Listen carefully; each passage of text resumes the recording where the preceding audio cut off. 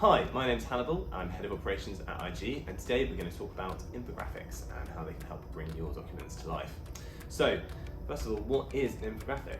Well, an infographic is a way of presenting a range of data in a kind of single image. To make that real a bit, let's say you have a table of data about your company's sustainability initiative, let's say. So you have stats about your carbon footprint and recycling and the number of charitable initiatives that the business is engaged in, something like that. You can present that in a few different ways. You could put it in a table of data and have people read across it and figure it out. You could have a whole series of charts and graphs explaining it and expect people to go through and look at each one in sequence and understand them. Or you can find a way of presenting all of that data in one image so that people can scan across it and pull out the important points at a glance.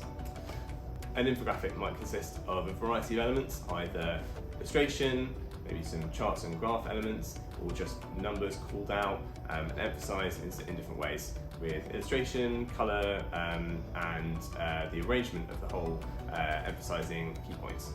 So, why are infographics important and how can they help bring your documents to life? First thing is that infographics are much better at telling a story than raw data. It helps you to add your own spin, I suppose, or structure to a set of data and affect the way that the reader is going to interpret it. So if you have a table of data, it's all the same, you can read across it and you can sequence the order of it, but effectively all the different numbers are kind of going to be compared with each other and they're the same. The equivalent turned into an infographic, you can make some elements larger, some elements smaller, you can add illustrations and highlights to emphasize key points. In a similar vein, an infographic can help people avoid getting lost in the data, as it were. If you have a big set of charts or a table, it's very easy for people to lose track of where they are or lose sight of what the kind of overall message is. Whereas with it all in a single glance, in a single image graphic, you can take the whole thing at once and it's very clear what the overall message is trying to say. Final point would be, of course, that they just look nice and they will help make your document look more exciting and engaging, much more fun to read than just a set of charts or a table of data.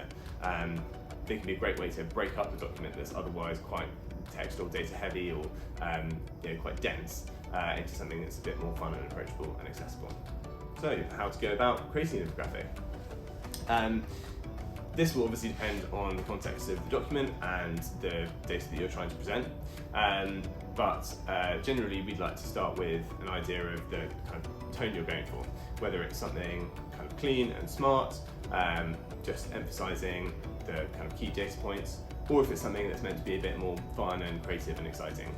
That helps us decide whether it's going to be something a bit more illustration heavy or whether it's going to be something that is really focusing on the stats. If you've got an infographic in mind or you're looking for a fun way to present some data either in a report or as a standalone document, a standalone graphic, reach out to me on LinkedIn or send me an email.